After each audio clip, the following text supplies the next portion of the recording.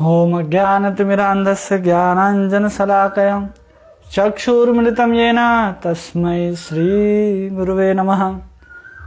जय श्री कृष्ण चैतन्य प्रभु नित्यानंद श्री अद्वैत गदाधर श्रीवास आदि गौर भक्तवृंद। हरे कृष्ण कृष्ण कृष्ण हरे हरे, हरे राम राम राम हरे हरे। गुरुवे गौरचंद्राय राधिकाय तदालये कृष्णाय कृष्ण भक्ताय तद्भक्ताय नमो नमः। हरे कृष्ण।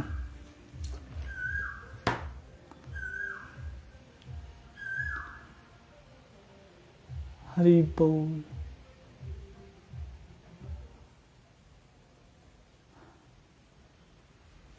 हमारी आवाज अगर आप तक पहुंच रही है तो कृपया कमेंट में बताएं कि यस हमारी आवाज आप तक पहुंच रही है, तो हम क्लास के सेशन को शुरू कर पाएंगे। जो भी देख रहे हैं कृपया यस कमेंट करें कि हमारी आवाज आप तक साफ साफ पहुंच रही है।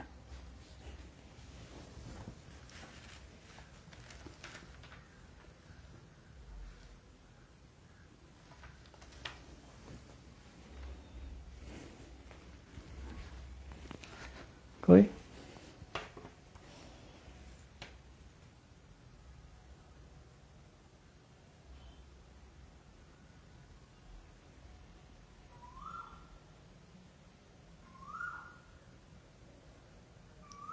हरी बोल। आवाज पहुंच रही है अगर तो आवाज कमेंट में बताएं कि यस आवाज पहुंच रही है तो सेशन शुरू होगा।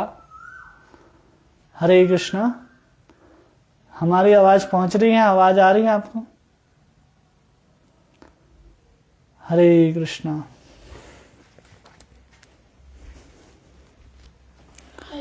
हरे कृष्णा। आवाज आ रही है साफ साफ?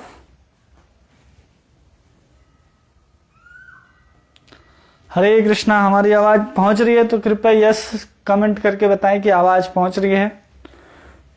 हरे कृष्णा।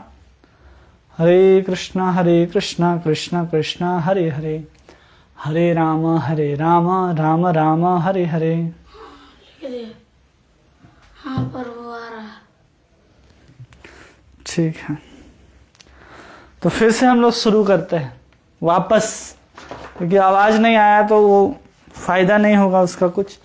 तो हम लोग फिर से शुरू करते हैं उसी दिव्य ज्ञान को जहां हम लोग रुके थे। तो ये भगवत गीता अध्याय 4, जिसको ज्ञान कर्म संन्यास योग कहते हैं। भगवान ने भगवत गीता में अर्जुन को दूसरे अध्याय और तीसरे अध्याय में बताया कि कर्म कैसे करते हैं, कर्म किसके द्वारा किया जाता है, कर्म करने का अधिकार तुम्हारे पास है, कर्म को छोड़ोगे तो तुम्हारे साथ क्या होगा, कर्म करोगे तो तुम्हारे साथ क्या होगा, कर्म को कैसे करोगे तो कर्म के बंधन से तुम फंस जाओगे। तो उस दूसरे अध्याय में भगवान पाप और पुण्य ये सब बता करके अर्जुन को कर्म से निकाल रहे थे। फिर उसी दूसरे अध्याय में भगवान बुद्धि योग बताते हैं, जिस बुद्धि योग को हम लोग कर्म योग या फिर निष्काम कर्म योग के नाम से जानते हैं। और फिर तीसरे अध्याय में भगवान क्या करते हैं, अर्जुन को कर्म का अलग अलग ये चीज बताते हैं कि कर्म करने से क्या होता है। कर्म से यज्ञ होता है, यज्ञ से क्या होता है, वर्षा, वर्षा से अन्न, अन्न में जीव आश्रित होते हैं। उन सबको बताया भगवान ने तीसरे अध्याय में कि कैसे कर्म योग किया जाता है, क्यों किया जाता है, तो लोक शिक्षा के लिए, तुम श्रेष्ठ हो तो दूसरों को शिक्षा देने के लिए कर्म करो। फिर भगवान कृष्ण क्या बताते हैं आगे चल करके कि ये काम जो है शत्रु, वो कहां कहां विराजमान है। तो बताया भगवान ने मन, बुद्धि और इंद्रियों में काम रहता है, उसको जीतना चाहिए। तो भगवान कहते हैं उसको जीत सकते हो कैसे, आध्यात्मिक ज्ञान के माध्यम से। तो उसी ज्ञान को भगवान आगे बताएंगे कि वो ज्ञान कैसे बढ़ता है, वो ज्ञान क्या है जिसके माध्यम से हम उस देह के प्रति जो आसक्ति है, जहां काम विराजमान है, उस सबको कैसे समाप्त करते हैं। कर्म के ही आगे की श्रृंखला को भगवान बताते हुए कर्म संन्यास योग बताएंगे कि हम कर्म तो कर रहे हैं, लेकिन हम पहले अध्यायों में देखिए कि कर्म की जो फल की आसक्ति है उससे बचना है। भगवान आगे बताएंगे कर्म से भी संन्यास, वो आगे भगवान बताएंगे। तो इसमें टोटल 42 श्लोक हैं भगवत गीता के चौथे अध्याय में। टोटल 42 श्लोक हैं, जिसमें भगवान 1 से 10 श्लोक में कृष्ण स्वयं के बारे में बताते हैं कि मैंने ये ज्ञान पहले किसको किसको दिया और मैं कब कब अवतार लेता हूं। ये सब भगवान 1 से 10 श्लोक के अंतर्गत बताएंगे। फिर भगवान 11 से 15 श्लोक में सभी मार्ग कृष्ण को ही तक लक्ष्य करते हैं। कोई भी मार्ग हो वो कृष्ण को ही लक्ष्य करते हैं। ये भगवान 11 से 15 श्लोकों में बताते हैं। 16 से 23 श्लोक में भगवान बताएंगे कर्म क्या है, अकर्म क्या है, विकर्म क्या है, अर्थात कर्म योग बताएंगे कैसे कर्म किया जाता है। फिर भगवान 25 से 33 श्लोक में बताएंगे यज्ञ से ज्ञान तक, जिसमें लगभग 10 प्रकार के यज्ञों की चर्चा भगवान करते हैं। और फिर 34 श्लोक से लेकर के 42 श्लोक तक भगवान ज्ञान का सार या फिर ज्ञान के महिमा को हम सबको समझाएंगे। तो हम लोग इस अध्याय को शुरू करते हैं, जिसमें भगवान पहले श्लोक में अर्जुन को क्या कहते हैं इसको हम लोग देखते हैं। तो भगवान उवाच दिव्य ज्ञान। श्री भगवान उवाच इमं विवस्वते योगं प्रोक्तं वाहनम अव्ययम विवस्वन् मनवे प्राह मुनिरिक्ष्वाकु अब्रवीत। श्री भगवान ने कहा, मैंने इस अमर योग विद्या का उपदेश सूर्यदेव को विवस्वान को दिया। विवस्वान ने मनुष्यों के पिता मनु को उपदेश दिया और मनु ने इसका उपदेश इक्ष्वाकु को दिया। ठीक है, अब इसको समझिए। भगवान परंपरा बताते हैं कि सबसे पहले ये ज्ञान किसको दिया? सूर्य देव को दिया गया ये ज्ञान। और सूर्य ने ये ज्ञान किसको दिया? मनु को दिया है। और मनु ने किसको दिया है? इक्ष्वाकु को दिया है ये ज्ञान। ये पूरी की पूरी परंपरा को भगवान समझाते हैं कि ज्ञान जो है अर्जुन, मैंने सर्वप्रथम सूर्य को दिया, सूर्य से मनु को और मनु से इक्ष्वाकु को ये ज्ञान दिया गया है। तो ये ज्ञान जो है कहां से आ रहा है? कृष्ण से आ रहा है। कृष्ण ने दिया ये ज्ञान किसको? सूर्य को। तो भगवान क्या कर रहे हैं यहां पर कि पूरी की पूरी परंपरा को बता रहे हैं। क्यों बता रहे हैं? क्योंकि पहले ही भगवान क्या कर दिए कि क्या करो अर्जुन, जही शत्रु महाबाहो। और भगवान कह रहे इमम विवस्वते योगम, जो हमने ज्ञान तुमको जो पहले दिया, इमम। भगवान इस श्लोक में कह रहे हैं ना, इमम मतलब जो भी ज्ञान हमने इसके पहले दिए हैं। दूसरे अध्याय से भगवान बोलना शुरू करते हैं और तीसरे अध्याय तक भगवान बोलते हैं। और फिर भगवान ये बताते हैं कि अभी तक जो तुमको ज्ञान दिया गया अर्जुन, या फिर हम जो अभी आगे देंगे, ये सब ज्ञान पहले सूर्य को दिया गया था, मनु को, और मनु के माध्यम से इक्ष्वाकु को ये ज्ञान दिया गया। तो भगवान यहां बात किसकी कर रहे हैं? भगवान यहां पर बात कर रहे हैं कि पहले जो चर्चा हुई इमम में निष्काम कर्म योग की चर्चा हो गई। निष्काम कर्म योग हो गई और भगवान ने कुछ ज्ञान योग की भी चर्चा कर ली। तो भगवान ने कर्म योग भी बता दिया कि कर्म योग कैसे करना चाहिए, तीसरे अध्याय में पूरा डिटेल में बताते हैं। कुछ ज्ञान दूसरे अध्याय में बताते हैं जिसको सांख्य योग कहते हैं। और फिर भगवान आगे जो ज्ञान देते हैं यज्ञ के माध्यम से कैसे देवताओं को सब आहुतियां पहुंचती हैं, आहुतियां कैसे हम मनुष्य के लिए सार्थक होती हैं और कैसे हमको संपन्न बनाती है, सब ज्ञान भगवान पहले दे चुके। तो उसी को यहां पर कह रहे हैं इमम, ये सब ज्ञान हम पहले सूर्य को दे चुके थे। और ये परंपरा का ज्ञान क्यों दे रहे हैं? ये जो है एक के बाद एक परंपरा है, इसका ज्ञान भगवान इसलिए दे रहे हैं कि अगर परंपरा से ज्ञान उतरता है तो परंपरा से उतरा हुआ ज्ञान क्या होता है? महत्व का होता है। उसके प्रति हमारी महत्व बुद्धि अधिक होती है, उसमें शुद्धता अधिक होती है। वो क्या होता है? ज्ञान अधिक शुद्ध होता है। और वो ज्ञान जो होता है पूरा महत्व का होता है, शुद्ध का होता है। वो क्या होता है?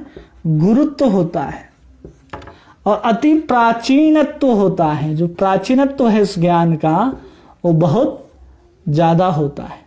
केवल और केवल उस ज्ञान का जो प्राचीनत्व है वो बहुत ज्यादा होगा। क्यों? क्योंकि परंपरा से ज्ञान आ रहा है। कोई भी वस्तु जब हमको परंपरा से प्राप्त होती है तो समझना चाहिए कि उसमें क्या बढ़ेगा? महत्व बढ़ेगा। क्योंकि हमको पता चलेगा कि इतना महान परंपरा की साक्षात जो हमको रोशनी देते हैं, उजाला देते हैं, जो हमको यहाँ की ऊर्जा देते हैं, उसको ये ज्ञान पहले प्राप्त हो चुका है और उसी के माध्यम से आज तक वो कर्म करते आ रहे हैं। उसको लेकर के आज तक वो भगवान कृष्ण के आदेशों का पालन करते आ रहे हैं। तो सूर्य, मनु, इक्ष्वाकु, इस परंपरा का वर्णन क्यों किया जा रहा है? भगवान कर रहे हैं क्योंकि अगर परंपरा से ज्ञान आएगा तो हमारे पास उस ज्ञान की जो शुद्धता होगी वो बहुत ज्यादा होगा, उसका महत्व हमारे प्रति बहुत ज्यादा होगा। और अर्जुन को इसलिए बता रहे हैं कि अर्जुन को उस ज्ञान के प्रति अधिक क्या होगी? श्रद्धा होगी। क्या होगा उस ज्ञान को लेकर के? श्रद्धा। अगर हम परंपरा को सुनते हैं, उस ज्ञान के इतिहास को सुनते हैं, तो हमारे मन में क्या बढ़ता है? श्रद्धा बढ़ता है।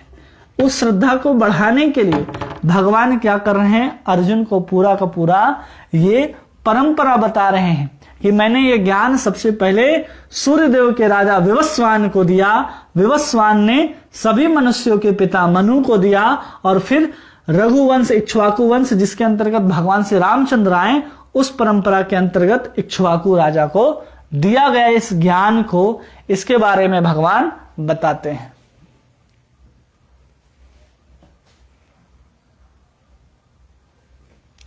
तो अब हम लोग देखेंगे कि भगवान कह रहे हैं ना कि मनु को यह ज्ञान दिया गया। तो सबसे पहले मनु को ज्ञान कब दिया गया? कितने वर्ष पहले? तो इसको अगर हम लोग समझना है तो थोड़ा सा कैलकुलेशन होगा, जिसको हम लोग समझने का प्रयास करेंगे तो आसानी से समझ सकते हैं कि ये जो ज्ञान है वो कब दिया गया। तो इसके बारे में बताते हैं। महाभारत में वर्णन आता है कि ये ज्ञान जो है मनु को ये ज्ञान कब दिया गया? तो त्रेता युग के आरंभ में। अब समझिए कि अभी जो युग चल रहा है वो कौन सा युग है? कली युग चल रहा है, ठीक है। उसके पहले कौन सा युग था? द्वापर युग। और उसके पहले कौन सा युग था? त्रेता युग। अब कलयुग जो है अभी तक कितना बीता है? केवल 5000 वर्ष हुए हैं। और कलयुग की टोटल आयु कितनी है? तो 4,32,000 वर्ष है। उसी प्रकार द्वापर युग की टोटल आयु कितनी है? तो 8,64,000 वर्ष है। और उसी तरह त्रेता युग की आयु देखेंगे तो टोटल है 12,96,000 वर्ष है, ठीक है। और भगवान कह रहे हैं कि यह ज्ञान हमने त्रेता युग के आरंभ में दिया था। तो अगर इसको हमको निकालना है तो क्या करेंगे कि सिंपल इस दोनों में इस 5000 को जोड़ देंगे, ठीक है। अभी कलयुग के 5000 साल बीते हैं तो 8,64,000 साल मतलब द्वापर के तो बीत गए, और त्रेता के शुरुआत में दिया गया था तो 12,96,000 वर्ष भी बीत गए। तो टोटल आएगा अगर इसको जोड़ेंगे तो 21,65,000 वर्ष। ये ज्ञान किसको दिया गया? इतने वर्ष पहले, 21,65,000 वर्ष पहले ये ज्ञान मनु को दिया गया। और हम निकाले अगर कि सूर्य को ये ज्ञान कब दिया गया होगा, तो सबसे पहले हमको ध्यान रखना चाहिए कि एक मनु की आयु कितनी होती है? 71 दिव्य युगों के बराबर। एक मनु की आयु कितना है? 71 दिव्य युग। अब 71 दिव्य युग किसको बोलते हैं? जिसमें कली, द्वापर, त्रेता और सतयुग ये 71 बार आकर के चले गए तो उसको बोलते हैं एक दिव्य युग। और एक दिव्य युग में लगभग 43,20,000 वर्ष होते हैं। एक दिव्य युग में, एक दिव्य में कितना होते हैं? 43,20,000 वर्ष। और एक मनु की आयु होती है 71 दिव्य युग। तो एक मनु की आयु अगर हम लोग निकालने जाएं तो लगभग आता है 30 करोड़ 67 लाख और 20,000। ये हो गई इस मनु की आयु। तो समझ जाइए कि ये ज्ञान कब कहा गया? त्रेता युग के शुरुआत में। और उसका दिव्य युग, एक मनु की आयु कितनी होती है? तो एक मनु की आयु 71 दिव्य युग होती है। तो समझ जाइए ज्ञान कब कहा गया उसको? 30 करोड़ 67 लाख 20,000 साल पहले। और वर्तमान में इसका अगर हम लोग कैलकुलेशन करते हैं कि अभी इस ज्ञान को कितने वर्ष हुए हैं सूर्य से लेकर के अब तक, तो इसको समझने के लिए आपको ये समझना होगा कि 71 दिव्य युग होते हैं उसमें केवल और केवल 27 दिव्य युग अभी व्यतीत हो चुके हैं। एक कल्प में 100 बार ये दिव्य युग आकर के जाते हैं। मतलब कलयुग, त्रेता, द्वापर और सतयुग, फिर पुनः कलयुग, त्रेता, द्वापर और सतयुग, ऐसे 100 बार आकर के जाते हैं। तो एक कल्प होता है, मतलब ब्रह्मा जी का एक दिन होता है। एक दिन एक कुछ समय होता है, 1000 बार होता है, तो ब्रह्मा जी का एक कल्प होता है। हमको ये समझना है कि इस बार क्या हुआ है। अभी 7वें मनवंतर का 28वां चतुर्युग चल रहा है, जिसमें हम लोग कलयुग में जी रहे हैं। ठीक है, अब इसके पहले 27 तो पूर्ण रूप से आकर के चला गया, 27 दिव्य युग हो गए पूरे। अभी हम लोग किस में चल रहे हैं? 28वां दिव्य युग में चल रहे हैं। तो अभी वर्तमान में निकालेंगे तो 27 को गुना कर देंगे हम लोग किसके साथ? टोटल एक दिव्य युग के साथ कितना होता है? 43 लाख। एक दिव्य 43 लाख 20,000 साल, 43 लाख 20,000 वर्ष का एक दिव्य युग होता है। और उसमें हम लोग जोड़ देंगे अभी का त्रेता, द्वापर और कलयुग। तो अभी का जो सतयुग, त्रेता और द्वापर और कलयुग, तो अभी का जो सतयुग था उसका आयु होता है सतयुग का 17,28,000 वर्ष का, 17,28,000। फिर त्रेता का आयु है 12,96,000 वर्ष। और फिर है द्वापर का 8,64,000 वर्ष। और अभी कलयुग के कितने बीते हैं?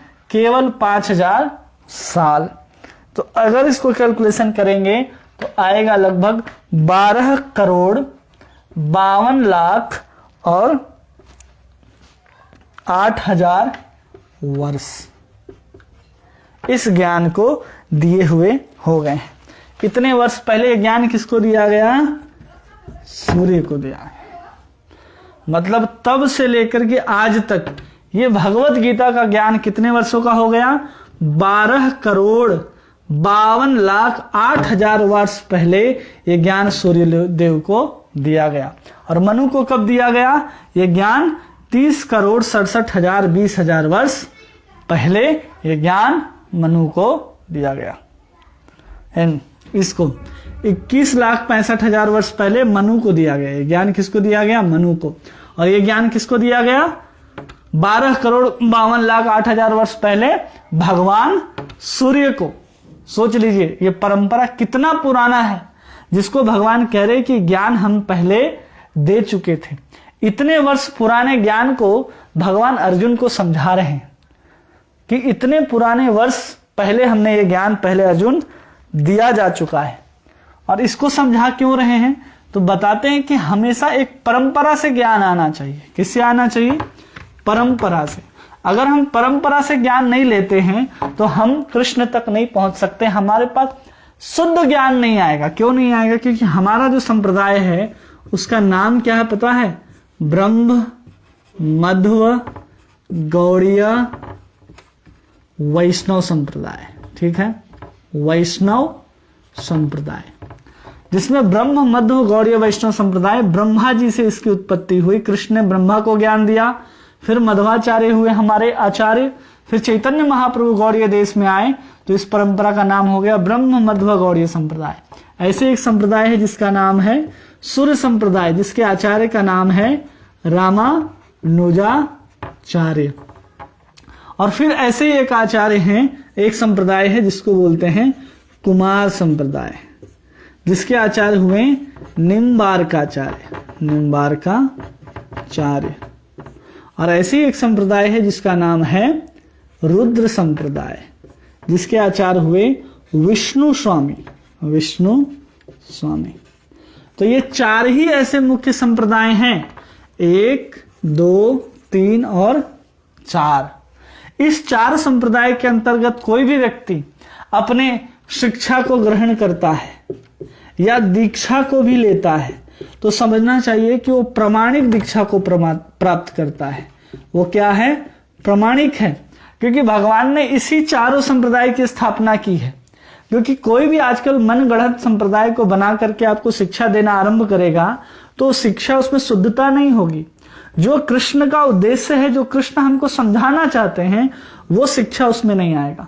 वो अपने मन से अपने मनोकल्पित चीज जो भगवान गीता में अर्जुन को समझा रहे हैं और जिस माध्यम से अर्जुन ने समझा है, या पूरी की पूरी परंपरा ने समझा है, या रामानुजाचार्य समझा रहे हो, विष्णु स्वामी समझा रहे हो, या मध्वाचार्य समझा रहे हो, या इस परंपरा में आने वाले जितने भी आचार्य समझा रहे हो, जैसे हमारा संप्रदाय क्या है ना, मध्व ब्रह्म मध्व गौड़ीय वैष्णव संप्रदाय। तो ये कहां से शुरू होता है? कृष्ण ने ब्रह्मा को दिया, ब्रह्मा ने नारद को, नारद ने व्यास जी को, व्यास जी से मध्वाचार्य ने, मध्वाचार्य से विष्णु स्वामी, विष्णु तीर्थ, ऐसे करते हुए श्रील प्रभुपाद तक ज्ञान आता है, फिर हमारे गुरु जी तक आता है, और गुरु जी के बाद हम लोगों को ये ज्ञान प्राप्त होता है। तो हम इस परंपरा के माध्यम से इस ज्ञान को पढ़ रहे हैं। अगर व्यक्ति इस 4 संप्रदाय के बाहर से ज्ञान और दीक्षा शिक्षा को ग्रहण करेगा तो समझना चाहिए वो कभी भी सफल नहीं हो सकता। पहले तो ज्ञान ही उसका अधूरा है, और दूसरा वो प्रामाणिक नहीं होने के कारण वहां तक नहीं पहुंच सकता। इसलिए भगवान इस महत्व को समझाने के लिए अर्जुन को ये पुराना इतिहास समझाते हैं, और फिर दूसरे श्लोक में भगवान अर्जुन को कहते हैं कि अर्जुन, एवं परंपरा प्राप्तिम इमं राजर्षयो विदु सकालिनेह महता योगो नष्टः परंतपः। इस प्रकार यह परम विज्ञान गुरु परंपरा द्वारा प्राप्त किया गया और राज ऋषियों ने इस विधि से इसे समझा, किंतु काल क्रम में यह परंपरा छिन्न हो गई, अतः इस विज्ञान यथा रूप में लुप्त हो गया लगता है। भगवान कह रहे हैं कि एवं, यही ज्ञान को कह रहे हैं भगवान की परंपरा प्राप्तम इमं राजर्षयो विदु, राज ऋषि और ब्रह्म ऋषि। तो ऐसे अलग अलग प्रकार के इमं राजर्षयो विदु, मतलब पहले राज ऋषि भी हुआ करते थे, केवल राजा ही नहीं हुआ करते थे, वो साथ साथ में क्या हुआ करते थे, ऋषि भी हुआ करते थे। राज ऋषि, ब्रह्म ऋषि, देव ऋषि, ऐसे अलग अलग ऋषि हुआ करते थे जो राजपाट को देखते थे, या फिर राजाओं को वो सलाह देते थे। वो राज ऋषि से पूछते थे कि हमें क्या करना चाहिए। जैसे रामायण में देखेंगे राजा दशरथ, राजा दशरथ जिनसे सलाह लेते थे वो कौन थे? वो विश्वामित्र जी थे, तो वो राज ऋषि थे। अब वशिष्ठ जी कौन थे? ब्रह्म ऋषि हैं। नारद जी कौन है? देव ऋषि हैं। तो बता रहे हैं एवं परंपरा प्राप्तिम इमं राजर्षयो विदु, तो राज ऋषियों ने इस परंपरा को प्राप्त किया, और कुछ काल के बाद ये क्या हो गया, नष्ट हो गए। योगो नष्टः परंतपः, तो बता रहे योगो नष्ट परंतपः मतलब क्या होता है? योग मतलब होता है जुड़ना। तो उस ज्ञान के माध्यम से, या गीता का ज्ञान जो भगवान सूर्य को दिया था पहले, तो उसका जो उद्देश्य था, गीता का उद्देश्य था, वो क्या हो गया, छिन्न भिन्न हो गया। किसके माध्यम से? तो कुछ भाष्यकारों ने क्या किया उसको, कि कृष्ण उद्देश्य है, कृष्ण की शरणागति ही गीता का लक्ष्य है, तो हम कृष्ण को ही भगवान अस्वीकार कर देते हैं। कृष्ण की शरणागति ही होनी चाहिए, उस भाष्यकारों ने क्या किया, कृष्ण को निकाल दिया। तो गीता का जो उद्देश्य है, गीता का वक्ता ही गीता का उद्देश्य है। गीता का वक्ता स्वयं अपने बारे में बता रहा है कि तुमको क्या करना है, ऐसे कर्म करना है जिससे तुम मुझको प्राप्त हो गए, मेरे पे आश्रित होकर के कर्म करो, मेरे आज्ञा से कर्म करो। मतलब ऑथोरिटी कौन है? भगवान कृष्ण है। और भगवान कृष्ण को ही भाष्यकारों ने क्या किया, निकाल दिया। और आजकल भी वही हो रहा है कि इतने सारे भाष्यकार हैं। भगवान प्रभुपाद जी की जो गीता हम लोग पढ़ते हैं, उससे पहले लगभग 2500 संस्करण जो हैं वो संसार में उपलब्ध थी गीता की, लेकिन एक भी संस्करण पढ़ करके हम कृष्ण के भक्त हो जाएं ऐसा नहीं था। लेकिन जब से प्रभुपाद जी ने इस भगवत गीता यथा रूप को दिया, तब इतने सारे लोग कृष्ण की ओर आ गए। भगवान कृष्ण को भगवान समझने लगे, कृष्ण को सब समझने लगे, सखा मित्र सब कुछ, और इनकी सेवा आरंभ हुई। और उस गीता का जो उद्देश्य था, गीता का जो असली उद्देश्य था, वो पुनः स्थापित हुआ। तो इसलिए समझना चाहिए गीता तो उपलब्ध थी, गीता के जो श्लोक थे वो सब कुछ उपलब्ध थे, लेकिन उसका जो उद्देश्य होना चाहिए, जो कृष्ण है, वो कृष्ण को ही लोगों ने उड़ा दिया था। तो भगवान कहते हैं कि लुप्त हो गया। किसके माध्यम से? काल के माध्यम से नष्ट हो गया। इसलिए हम क्या करते हैं, इसको तुमको पुनः बताते हैं। तो भगवान देखिए तीसरा श्लोक में कहते हैं अर्जुन को, ये ज्ञान हम तुमको पुनः देंगे अर्जुन। देखिए क्या कहते हैं तीसरा श्लोक में, स एवायम मया तो ज्ञम योग प्रोक्तः पुरातन भक्तो असीमे सखा चेति रहस्यम हेतु उत्तमम। भगवान कह रहे हैं कि अर्जुन, आज मेरे द्वारा यही प्राचीन योग यानी परमेश्वर के साथ अपने संबंध का विज्ञान तुमसे कहा जा रहा है, क्योंकि तुम मेरे भक्त हो तथा मित्र हो, अतः तुम इस विज्ञान के दिव्य रहस्य को समझ सकते हो। भगवान कह रहे हैं कि तुम क्या हो अर्जुन, सबसे पहले मेरे भक्त हो और फिर क्या हो, मेरे सखा हो। भक्तो असीमे सखा चेति रहस्यम हेतु उत्तम। इस रहस्य को हम तुमको बता रहे हैं। किस लिए बता रहे हैं? एक तो भक्त होने के कारण और दूसरे सखा होने के कारण। हमने पहले अध्याय दूसरे अध्याय में भी देखा कि अर्जुन की क्या क्वालिफिकेशन है, क्या गुण है कि वो गीता को सुन और समझ सकता है। तो हमने देखा उसकी विनम्रता, उसकी करुणा, उसका भगवान के प्रति शरणागति। तो भगवान उस गुण को नहीं देखते हुए भगवान क्या करें, वो मेरा भक्त है और मेरा सखा है, इसलिए हम तुमको बता रहे हैं। भगवान के नजर में बड़ा होना है तो हमको भगवान का भक्त होना है या फिर भगवान से संबंध स्थापित करना है। तो भगवान का भक्त भी है अर्जुन और भगवान से उसका संबंध भी सखा के रूप में स्थापित है। इसलिए भगवान क्या बताते हैं उसको, रहस्यम हेतु उत्तमम, इसलिए हम इस रहस्य को बता रहे हैं। और इसी बात को प्रभुपाद जी भी लिखते हैं कि संसार में मनुष्य दो प्रकार के होते हैं, एक होते हैं भक्त और दूसरे होते हैं असुर। यहाँ पर भक्त कौन है? अर्जुन है, भगवान का भक्त। और असुर कौन है? जो कृष्ण को भगवान के रूप में अस्वीकार कर देता है, या वो मूर्ख लोग जो कहते हैं कि कृष्ण के नाम पर कोई और था, या फिर कृष्ण जो हैं वो नश्वर शरीर के साथ आए थे, एक मानव थे जिनको बहुत शक्ति प्राप्त था या उन्होंने सिद्धि प्राप्त कर ली थी, ऐसा जो बोलते हैं वो असुर लोग हैं। तो उनको ये ज्ञान कभी मिलने वाला नहीं है और इस गीता के ज्ञान के रहस्य को समझ भी नहीं सकते। भक्त होना पड़ेगा हमको गीता के ज्ञान को, गीता के रहस्य को, गीता के उद्देश्य को समझने के लिए।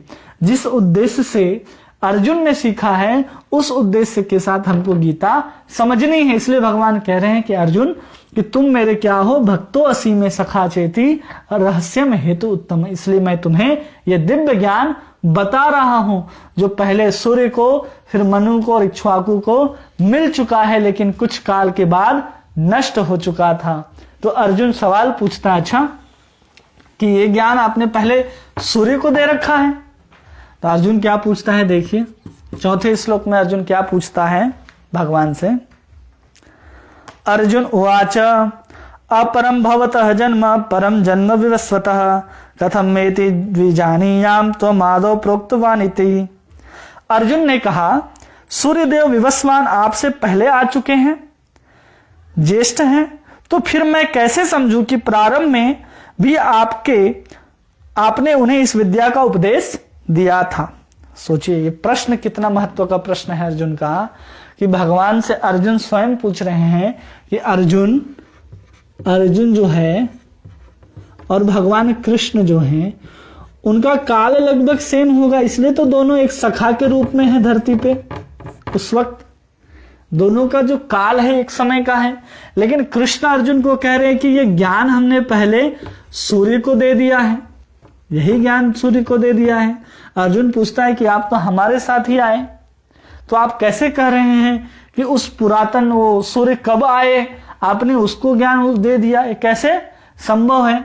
तो जो लोग कहते हैं ना कि कृष्ण जो हैं वो कभी थे ही नहीं, अभी 5000 साल पहले आए थे, या कुछ मूर्ख लोग कहते हैं कि कृष्ण का जो शरीर था वो कैसा शरीर था, जैसे हमारा शरीर होता है पंच भौतिक का, वैसे कृष्ण का ही शरीर था।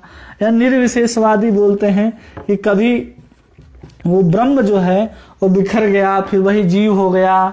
तो जीव पहले भी थे, जीव है ना सूर्य, हम जैसे सामान्य जीव हैं। फिर वहां से मनु, उनको ये ज्ञान मिला, फिर इक्ष्वाकु को मिला, मतलब भगवान उस समय भी थे। भगवान आज से 5000 साल पहले अर्जुन को ज्ञान दे रहे हैं। अर्जुन को ये ज्ञान कब मिल रहा है? 5120 वर्ष हो गए अर्जुन को ज्ञान दिए हुए। और उसके पहले 12 करोड़ वर्ष पहले ये ज्ञान किसको दिया गया है? मनु को दिया गया है। और उससे 30 करोड़ वर्ष पहले किसको दिया गया? सूर्य को। तो ये ज्ञान इतना पुराना है, तो कृष्ण भी इतने पुराने हैं। और कृष्ण क्या है? जो नास्तिक लोग कहते हैं ना कि भगवान कृष्ण तो भगवान है ही नहीं, वो आए थे 5000 साल पहले थे, अब नहीं है। वो मूर्ख लोग, नास्तिक लोग जो बात करते हैं, उसके लिए एक बहुत बड़ा सवाल अर्जुन ने पूछ दिया कि ये बताइए कि ऐसा कैसे हो सकता है, आप तो मेरे ही साथ हुए। तो ये सवाल पूछ करके भगवान कृष्ण से सीधा सवाल है। किसके लिए? नास्तिकों के लिए, मूर्खों के लिए, निर्विशेषवादियों के लिए, जो भगवान को भगवान मानते ही नहीं, या फिर असुर लोग हैं, वो लोग भी नहीं मानते। आज की भौतिक दुनिया में जो असुर हैं, रामकृष्ण तो हुए ही नहीं। तो सीधा सवाल पूछा जा रहा है अर्जुन के द्वारा भगवान कृष्ण से ही कि बताइए ऐसा अगर है तो आप कब हुए? तो भगवान देखिए 5वें श्लोक में बताते हैं कि हम कब हुए। श्री भगवान उवाच बहुनी में व्यतीतानि जन्मानि तव चार्जुन तन्याहं वेद सर्वाणि न तम वेथ परंतपः। भगवान ने कहा तुम्हारे तथा मेरे अनेकानेक जन्म हो चुके हैं, मुझे तो उन सबका स्मरण है, किंतु हे परंतप तुम्हें उनका स्मरण नहीं रह सकता। भगवान कह रहे हैं कि बहुत सारे जन्म हो चुके हैं तुम्हारे और मेरे। भगवान क्या कह रहे हैं कि तुम्हारे, तुम मतलब अर्जुन, और मेरे अर्थात कृष्ण के। लेकिन अर्जुन को ये सब क्या है? याद नहीं है, याद नहीं है। और कृष्ण को क्या है? सब कुछ याद है। क्यों याद है? क्योंकि ये जीव है, ये अर्जुन क्या है? एक अंश है, और ये पूर्ण क्या है? विभु है भगवान। अब अंश के पास जो मेमोरी कार्ड लगा होगा, हार्ड डिस्क होगा, कितना जीबी का होगा? वो आज नहीं तो कल भूल जाएगा। आज हम इस शरीर में हैं, कल दूसरे शरीर में जाते हैं, दूसरे मृत्यु के पश्चात, तो हम उस शरीर को याद रख पाएंगे? नहीं। हमने पिछले साल इसी टाइम में क्या भोजन किया था, या कल पिछले साल इसी समय इसी जगह का क्या कर रहे थे, या किस जगह थे हम, उस चीज को भी हम नहीं जान पाते, वो याद नहीं रहता। तो अर्जुन को पिछले जन्म और बहुनी व्यतीतानि, बहुत सारे जन्म, आदमी को पिछला जन्म याद नहीं होता तो बहुत सारे जन्म याद कहां से रहेंगे? लेकिन भगवान क्या है? पूर्ण होने के कारण इनको क्या रहता है? वो सब कुछ याद रहता है। क्यों? क्योंकि भगवान है ये। कौन है ये? भगवान है। और कैसे भगवान है? तो ब्रह्म संहिता में कहते हैं भगवान ब्रह्मा जी भगवान को, अद्वैतम अच्युतम अनादि अनंत रूपम आद्यम पुरुषम पुराण पुरुषम नव यौवनम च वेदेषु दुर्लभम दुर्लभम आत्मभक्तो गोविंदमादि पुरुषम तमहम भजामि। क्या कह रहे हैं यहाँ पर ब्रह्म संहिता में कि भगवान कौन है? सबसे पहले तो भगवान अद्वैत है। भगवान क्या करें? मेरे तथा अर्जुन तुम्हारे कई सारे जन्म हो चुके हैं, तो भगवान भी क्या कर रहे हैं कि मेरे वेदों में बहुत सारे अवतारों का वर्णन है पहले, जैसे राम है, कृष्ण है, नरसिंह है, वामन है, ऐसे बहुत सारे अवतार हो चुके हैं। फिर क्या करें? अद्वैत अच्युत हैं। फिर कौन है भगवान? अच्युत हैं। अच्युत का अर्थ क्या होता है? जिनका पतन ना होता हो कभी, वो किसी भी रूप में हो। जैसे भगवान कभी मानव के देह में भी आते हैं, कभी पशु पक्षी के रूप में आते हैं, कभी देवताओं के रूप में भी अवतार ग्रहण करते हैं। तो कभी कभी जैसे हम मनुष्य के रूप में राम और कृष्ण को देखते हैं, वामन को देखते हैं, अब देखिए कि पशु पक्षी के रूप में मत्स्य अवतार है, वो फिर सूकर का अवतार है, तो भगवान ने तो उनके योनि में भी अवतार लिया। फिर नरसिंह के रूप में भी आते हैं, आधा नर आधा सिंह। तो ऐसे भगवान उस रूप में आने के बाद भी वो क्या है? अच्युत हैं। और एक और अच्युत का प्रूपात बताते हैं, क्या है कि भगवान जब भौतिक दुनिया में भी आते हैं तो जो भौतिक कलमश हैं, जो अंश को लग जाता है कि वो भूल जाता है या उसको तीनों गुणों के अंदर आना पड़ता है, भगवान के साथ ऐसा नहीं है।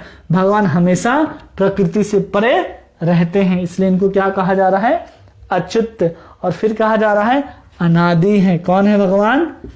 अनादि।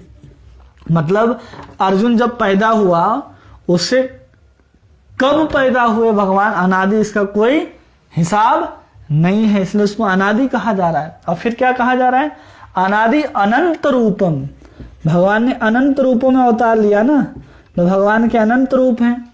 और फिर कहा जा रहा है कि आदि, आद्य, इनको क्या कहा जा रहा है, आद्या, मतलब जिसका आदि और अंत का कोई पता ना हो। फिर कहा जा रहा है पुराण, इससे पुराने कोई है ही नहीं। कृष्ण जितने पुराने हैं, कृष्ण ही सबसे पहले थे। जब संसार में चारों तरफ अंधकार ही अंधकार था, एक भी जीव या एक भी प्रकाश कहीं नहीं था, तो सबसे पहले कोई अगर विराजमान था इस पूरी सृष्टि में या सृष्टि से बाहर कहीं भी, तो केवल और केवल कृष्ण ही विराजमान थे, इसलिए उनको पुराण कहा जा रहा है। तो हम सोचते होंगे वो बहुत पुराने हैं, अब तो डंडे लेकर के चलते होंगे, कमर झुक गया होगा, नहीं, तो उसके लिए कहते हैं नव यौवनम च, नव यौवनम च। उसके बाद भी भगवान की उम्र क्या है, 16 वर्ष से अभी कभी आगे बढ़ी ही नहीं। क्यों? क्योंकि अद्वैत है, अच्युत है, अनादि अनंत रूप है, पुराण है। तो उनका वर्ष कैसे बढ़ेगा, वर्ष किसका बढ़ेगा, बूढ़े कौन होंगे, जो प्रकृति के अंतर्गत होंगे। यहां पर भगवान तो प्रकृति, भौतिक प्रकृति के अंतर्गत है ही नहीं। जब भगवान भौतिक प्रकृति के अंतर्गत है ही नहीं, तो भगवान का रूप जो है, भगवान का बुढ़ापा आने वाला नहीं है। कुछ लोग कहते हैं राम के या कृष्ण के दाढ़ी मोछ नहीं है। अरे भाई, भौतिक शरीर है उनका देह क्या है, उनका पंच भौतिक देह है, पृथ्वी जल आकाश और वायु से बना है, सच्चित आनंद देह है भगवान का, इसलिए उनमें दाढ़ी और मूछ नहीं आते। इसलिए उनको क्या कहा जाता है, नव यौवनम च। इसलिए अर्जुन ने यह प्रश्न पूछा, इसलिए भगवान कहते हैं कि मेरे तुम और तुम्हारे तो कई जन्म हो चुके हैं, लेकिन हमें सब जन्म याद है, लेकिन तुम्हें वो जन्म याद नहीं है। मतलब कृष्ण जब सूर्य को ज्ञान दे रहे होंगे, उस समय अर्जुन का जन्म इसी ब्रह्मांड के अंतर्गत किसी न किसी देवता, किसी न किसी योनि में जरूर रहा होगा। जब भगवान कृष्ण सूर्य को ज्ञान दे रहे होंगे, उस समय भगवान को स्मरण होगा। भगवान जानते हैं कि आज से इतने लाख, इतने करोड़ साल बाद जब ये परंपरा, इसका उद्देश्य नष्ट हो जाएगा, तो जब मैं युद्ध क्षेत्र कुरुक्षेत्र में जब अर्जुन को ये ज्ञान दूंगा, तो अर्जुन मुझसे ये प्रश्न पूछेगा कि ये ज्ञान सबसे पहले आपने सूर्य देव को कैसे दिया। तो भगवान बता रहे हैं कि ऐसे मेरे बहुत सारे जन्म हो चुके हैं, लेकिन तुम्हें याद नहीं है, मुझे याद है। क्यों? क्योंकि कहते हैं अद्वैत अच्युत अनादि अनंत रूपम, भगवान के ऐसे रूप हैं। और इसलिए आगे प्रभुपाद जी लिखते हैं ना कि राम आदि मूर्ति शिव कला नियमेन तिष्ठन् नाना अवतार करोद भुवनेषु किंतु कृष्णम स्वयं संभवतः परमं पुमानः यो गोविंदमादि पुरुषम तमहं भजामि। ये सब क्या है? ये सब के सब राम है, कृष्ण है, नरसिंह है, सब कला और अंश हैं, और पूर्ण रूप में कोई है तो कृष्ण ही है जो इस अवतार में ग्रहण करते हैं। तो भगवान कौन है? अनादि हैं और पुराण हैं। इसलिए भगवान कह रहे हैं कि हमने ये ज्ञान पहले सूर्य को दिया था। और एक बात और है कि जब ये तो ब्रह्म संहिता की बात हुई, अब भागवत में भी कहते हैं जब गर्गाचार्य नामकरण कर रहे थे भगवान का, तो उस समय कहते हैं गर्गाचार्य नंद बाबा को कि बहुनी संति नामानी रूपाणी सुतस्थया, बहुत सारे रूप हैं और बहुत सारे नाम हैं इस तुम्हारे बालक के। गुण कर्मानुरूपाणी, उसके जो गुण हैं और रूप के अनुसार उनका नाम है। जानने वाले लोग उनको अलग अलग नाम से जानते हैं। जैसे पहले राम थे, उसके पहले कृष्ण है, राम है, नरसिंह है, वामन है, पृथु हैं, ये सब अवतार लेकर के पहले तुम्हारा पुत्र आ चुका है। तो ये भागवत में भी बताते हैं। तो समझना चाहिए क्या है, भगवान साधारण नहीं है। भगवान ने 5000 साल पहले ये ज्ञान नहीं दिया, भगवान ने करोड़ों साल पहले ये ज्ञान दिया, लेकिन जब उसका उद्देश्य नष्ट हो गया तो ये ज्ञान पुनः स्थापित करने के लिए अर्जुन को दिया जा रहा है। उसके बाद भगवान कहते हैं अजो अपि सन्वयेयात्मा भूतानाम ईश्वरोऽपि सन् प्रकृतिं स्वामधिष्ठाय संभवाय आत्ममायया। यद्यपि मैं अजन्मा हूं तथा अविनाशी हूं, और यद्यपि मैं समस्त जीवों का स्वामी हूं, तो भी मैं प्रत्येक युग में अपने आदि दिव्य रूप में प्रकट होता हूं। क्या कह रहे हैं भगवान कि अजो अपि। सबसे पहले भगवान क्या कह रहे हैं अपने आप को कि हम क्या हैं, अज हैं, मतलब अजन्मा हैं। अब अजन्मा होकर के भी भगवान क्या कर रहे हैं कि हम जन्म लेते हैं। भगवान अजन्मा होकर के भी क्या बोल रहे हैं, जन्म लेते हैं। और कहाँ कहाँ, जहाँ जहाँ जरूरत पड़ता है भगवान का वैसे जन्म लेते हैं। जैसे हमने बताया मानव के रूप में, या पशु के रूप में, या फिर देवताओं के रूप में। ऐसे भगवान अवतार लेते हैं कि नहीं। राम और कृष्ण हैं, फिर मत्स्य हैं, और फिर नरसिंह भी आएंगे इसमें, या फिर उसमें शुक्र अवतार। तो ऐसे भगवान अवतार लेते हैं। तो भगवान अपने आप को क्या बता रहे, अजन्मा। और कोई जीव कहे कि उस तरह तो हम भी अजन्मा हो सकते हैं। कौन, हम जैसे साधारण जीव कहे कि हम भी अज हैं, क्यों, हम भी अजन्मा है। जैसे भगवान अलग अलग योनि में अवतार लेकर के आ रहे हैं, वैसे हम भी तो अलग अलग योनि बदलते रहते हैं। जैसे जीव मृत्यु के बाद क्या होता है, वो कर्म के अनुसार कभी जानवर बनता है, कभी देवता बनता है, फिर मनुष्य बनता है। तो ऐसे 84 लाख योनि में हम शरीर बदलते रहते हैं। तो भगवान बोलता है ऐसा नहीं है, तुम हम अजन्मा हैं और तुम अपने आप को कहो कि तुम भी अजन्मा हो, तो ऐसा संभव नहीं है।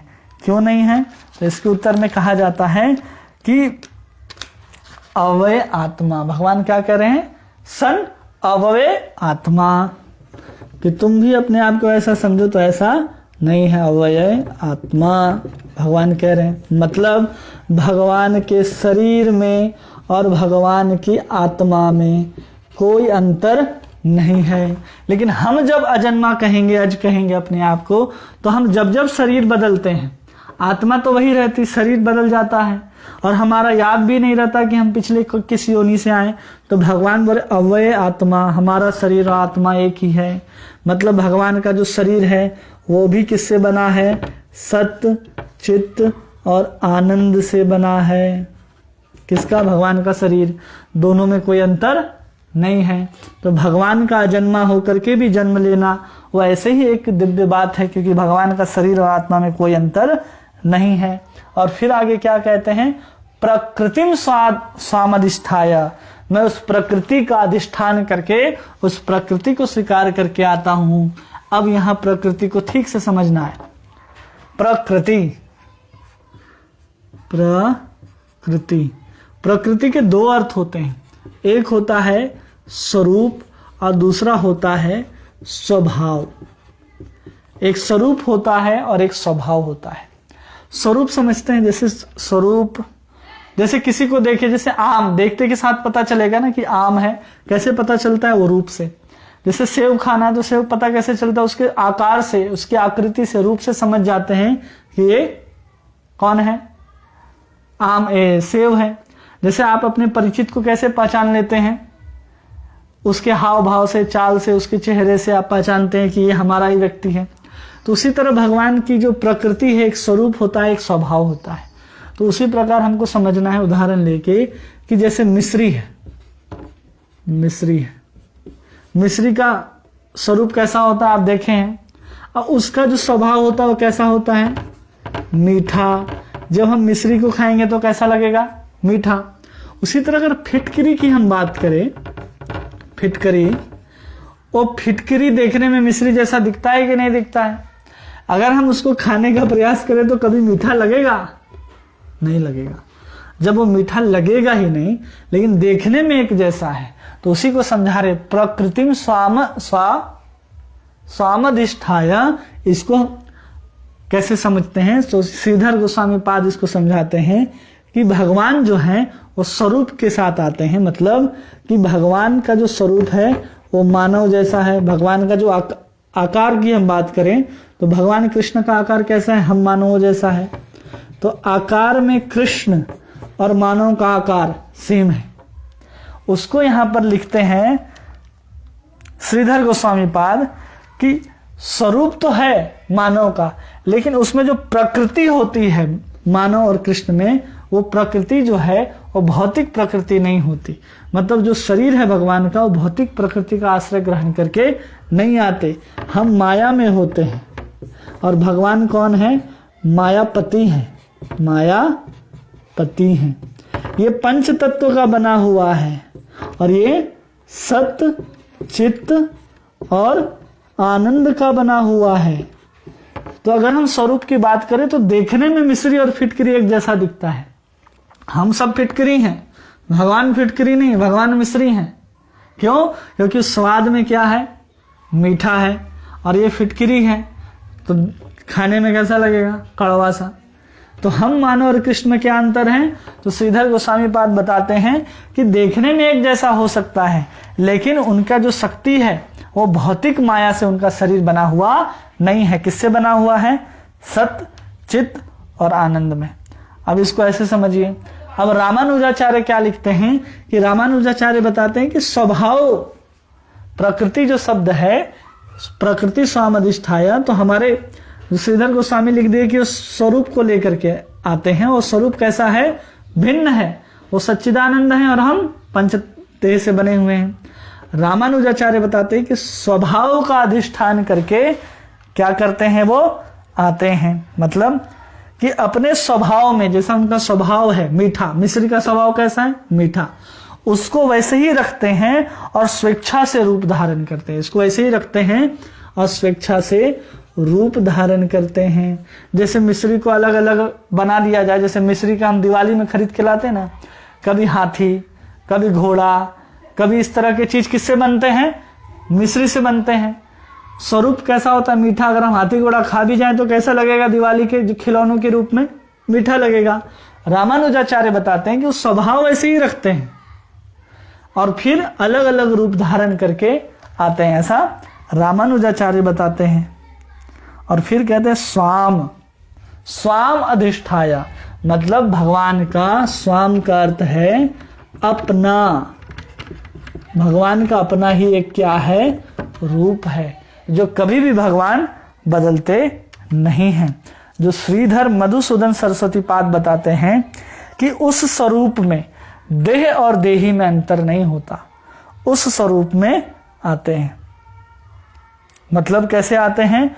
अविनाशी है, अनिश्वर है, जिसमें किसी प्रकार का परिवर्तन नहीं होता। तो ये स्वाम अपना ही रूप है, तो भगवान कृष्ण ही आदि रूप हैं। भगवान कृष्ण का स्वरूप और स्वभाव भिन्न नहीं है, इसलिए भगवान स्वरूप और स्वभाव दोनों को रख करके आते हैं।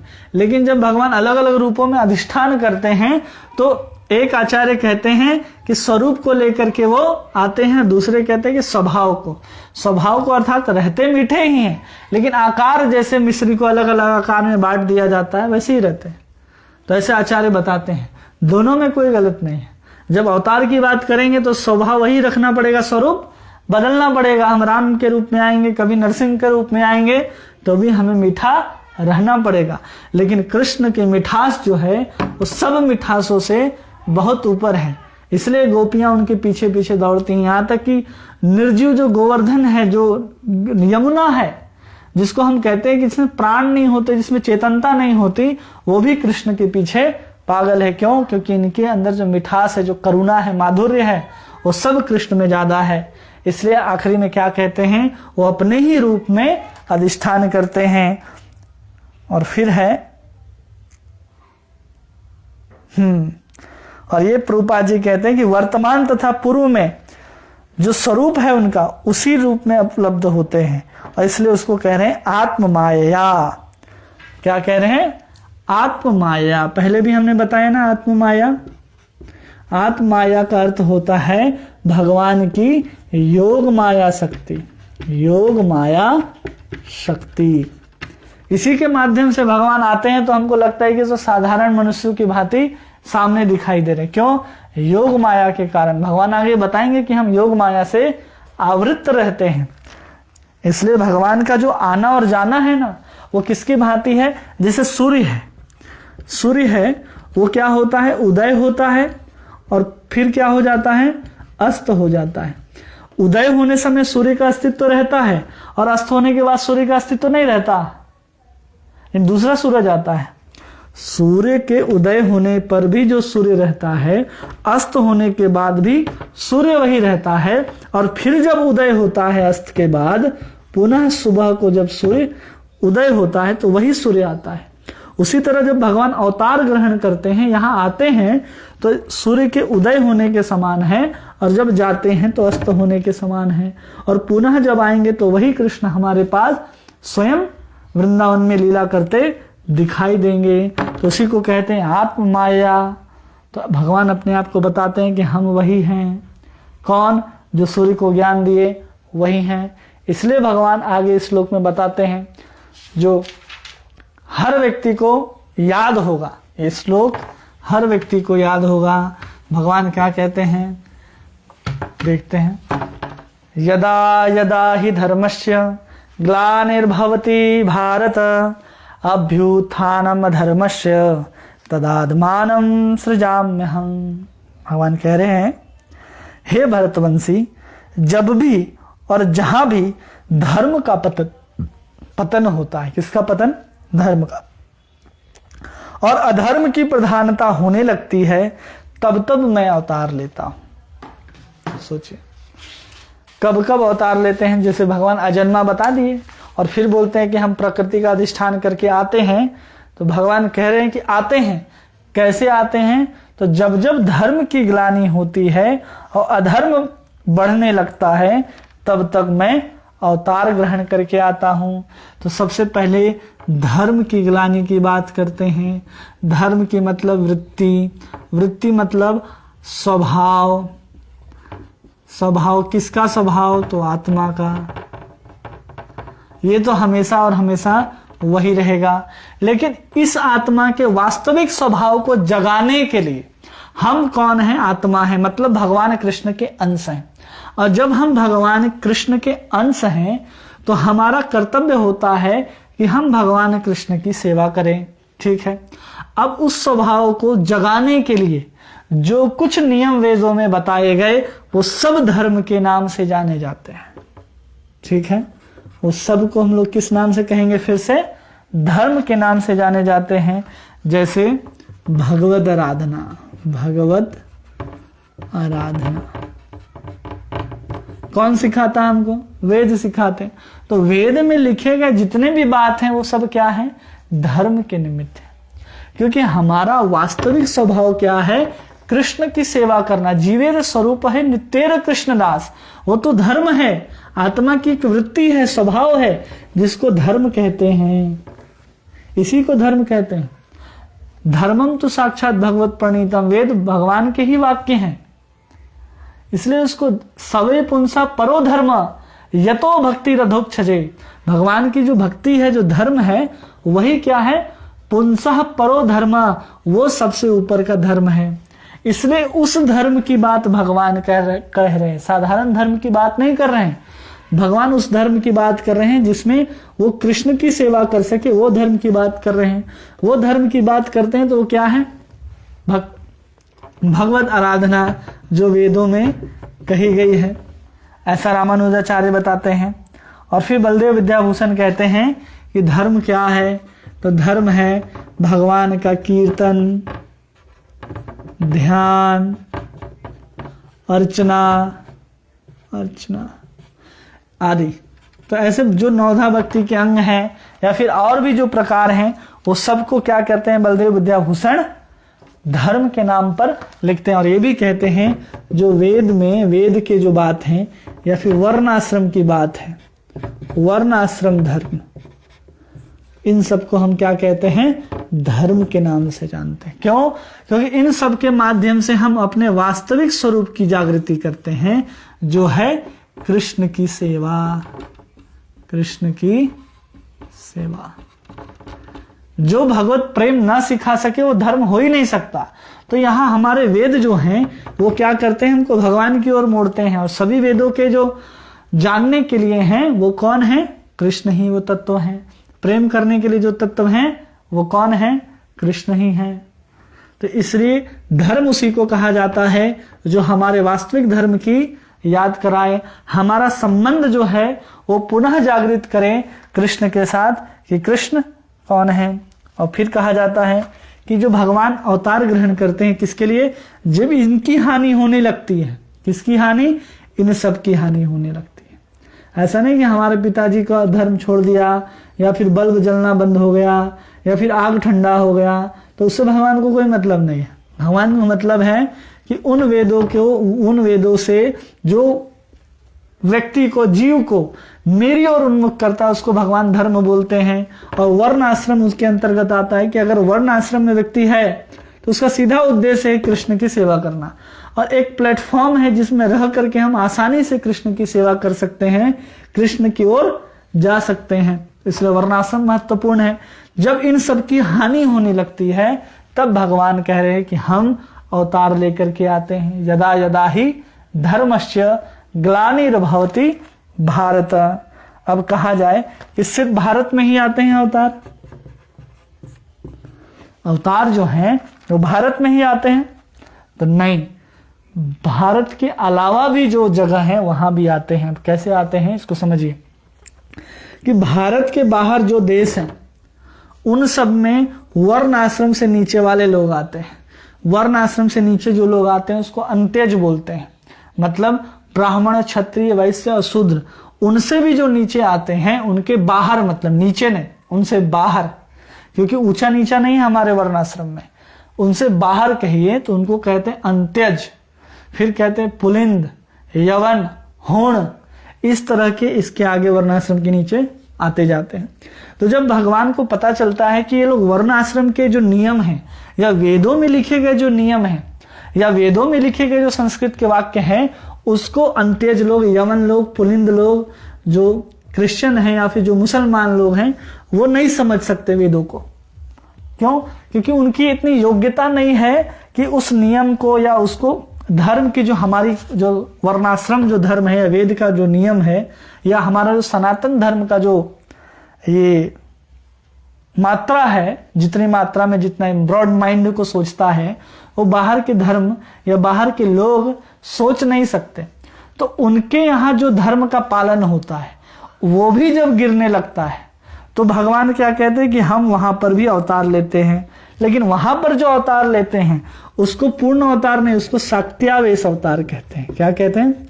शक्त्यावेश अवतार। शक्ति का फिर आवेश होता है किसी जीव में, किसी व्यक्ति में भगवान शक्ति देते हैं और वही आगे चल करके उस जगह पर उस धर्म का प्रचार करता है। जैसे मुसलमान में देखेंगे, इस्लाम में, तो उनके जो मोहम्मद प्रॉफिट थे उन्होंने उस चीज को क्या किया है? प्रचार किया है। फिर हमारे जीसस क्राइस्ट जो हुए, जीसस क्राइस्ट क्या है? शक्त्यावेश अवतार हैं जिनको भगवान ने शक्ति दे करके क्रिश्चियनिटी को फैलाया है। लेकिन उसमें क्या है, हमारे पास जो धर्म की जो वेदों में जो फिलॉसफी है, सिद्धांत हैं, उन सब से बहुत नीचे, मतलब वो 0-1 क्लास के लोग हैं। तो उनको जिस हिसाब से वो धर्म का पालन कर सकते हैं उन्हीं के अनुसार क्या करते हैं वहां भी। तो शक्त्यावेश भगवान कहाँ है? उन इस्लामिक या फिर क्रिश्चियनिटी में मूसा के रूप में, ईसा के रूप में जो आते हैं वो शक्त्यावेश अवतार होते हैं। क्यों? कि हमारे पास जो धर्म की जो क्वालिटी है, धर्म की जो श्रेष्ठता है, सिद्धांत है, वो उनको ना समझ में आएगा ना उसको पचा सकते हैं ऐसे लोग।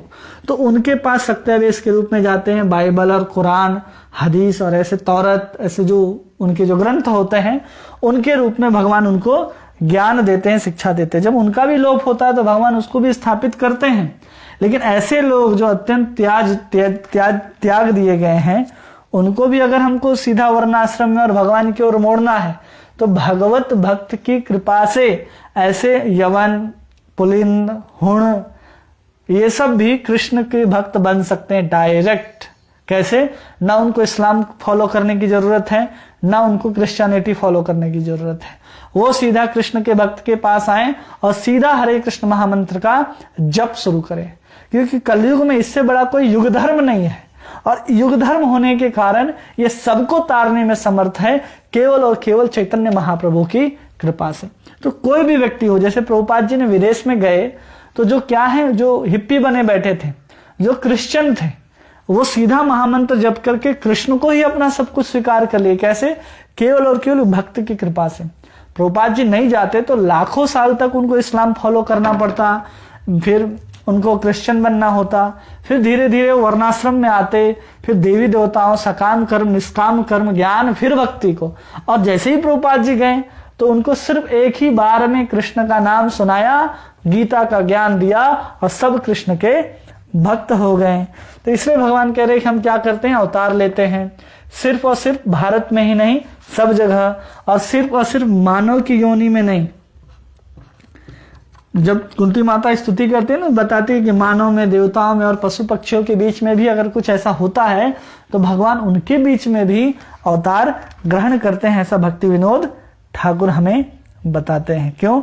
और मुख्य रूप से जो अवतार होता है भगवान का, स्वयं भगवान आएंगे कला के रूप में, अंश के रूप में, विभूति के रूप में, तो केवल और केवल कहाँ आएंगे? भारत देश में आएंगे। क्यों आएंगे? क्योंकि सबसे ज्यादा वर्ण आश्रम जो है फॉलो यहीं पर किया जाता है। क्योंकि अगर हम इसको फॉलो करते हैं तो हम कर्म योग को समझ सकते हैं, ज्ञान को समझ सकते हैं और भक्ति को समझ सकते हैं आसानी से। इसलिए भगवान जब भी आते हैं तो कहाँ आते हैं? भारत में ही आते हैं। और कब आए? तो भगवान 7वें मनवंतर के 28वें द्वापर में स्वयं यही भगवान जो है, कृष्ण जो है, आए हैं। किसके लिए आए? धर्म की स्थापना करने के लिए। किसके लिए आए हैं? धर्म की स्थापना करने के लिए। तो कुछ लोग कहते हैं जब भगवान आए तो गीता में कौन सा धर्म बताया? अरे भगवान गीता में बता रहे हैं आत्मा के धर्म के बारे में, कर्म कैसे किया जाए इसके बारे में। और जब भगवान ने अर्जुन को ज्ञान दिया तो लगभग 5120 वर्ष पूर्व दिया है।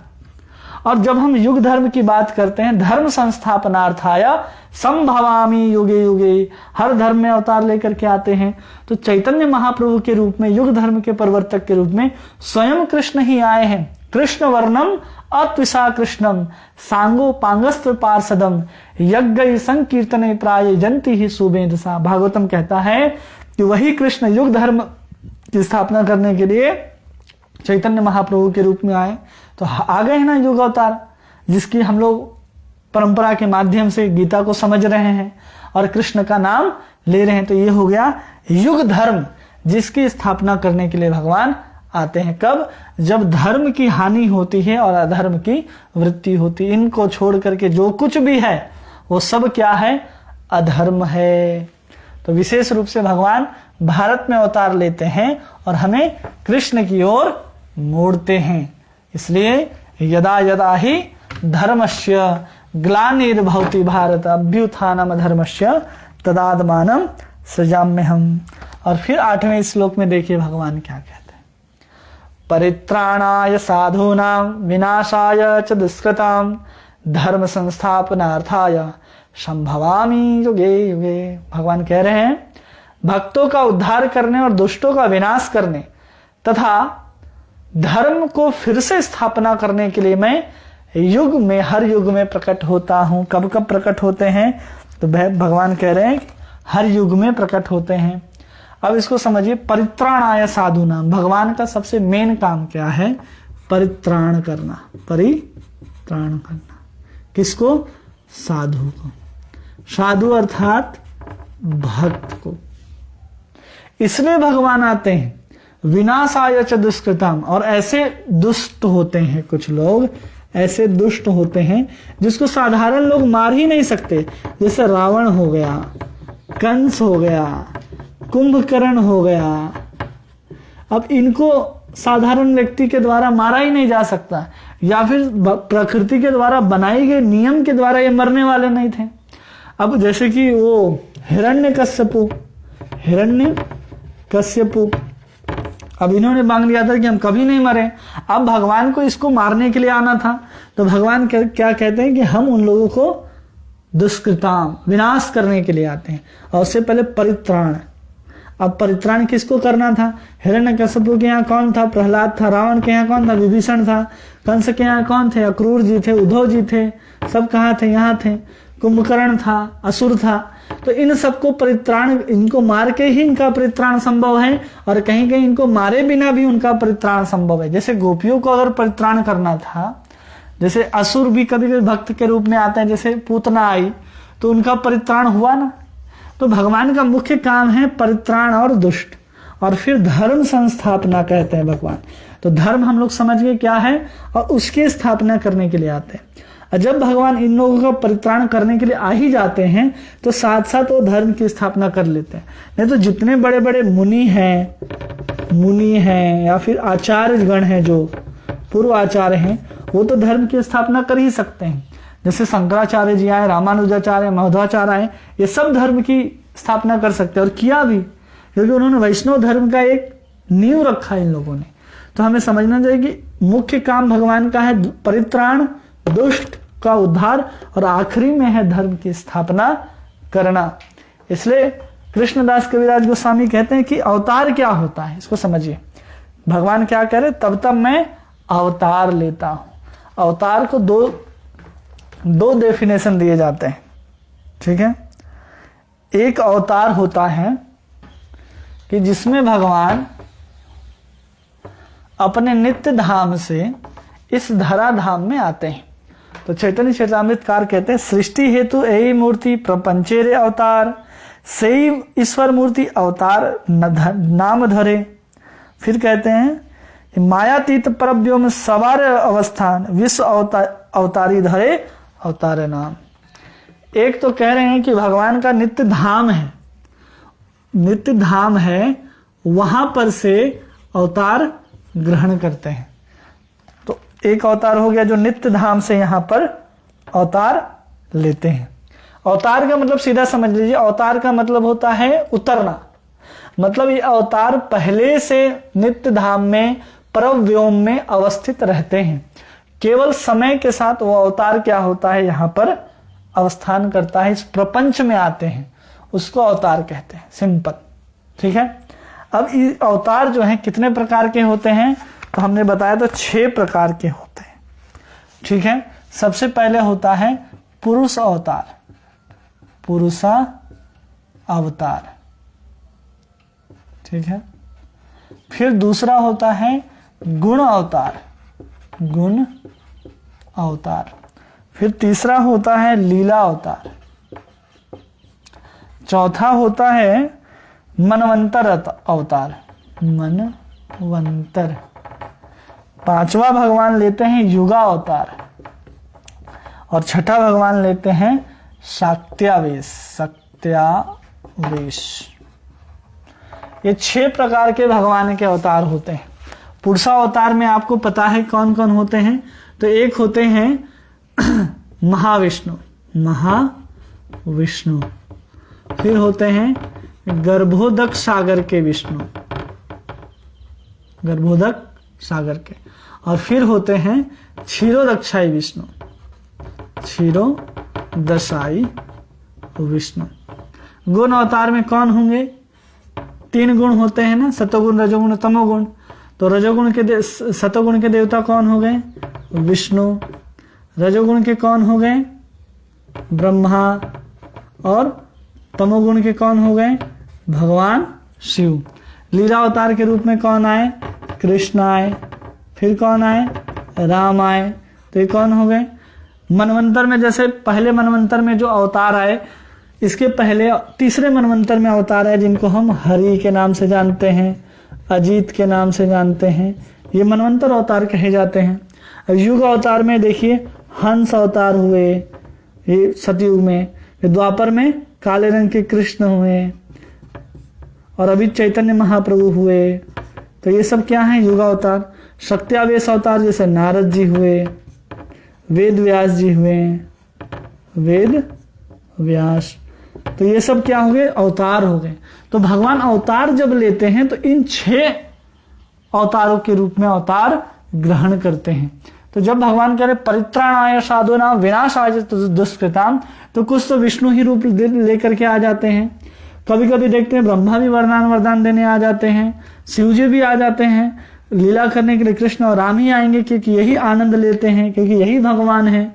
इन सबके जो मूल हैं, इन सबके वो कौन है, यही हैं। और इनके कृष्ण के बाद कौन आते हैं, महाविष्णु कब आते हैं, हमको बताए थे। ये चतुर्व्यूह निकलते हैं। कृष्ण, एक कृष्ण है, कृष्ण से बलराम आएंगे, बलराम, और बलराम से चतुर्व्यूह आते हैं।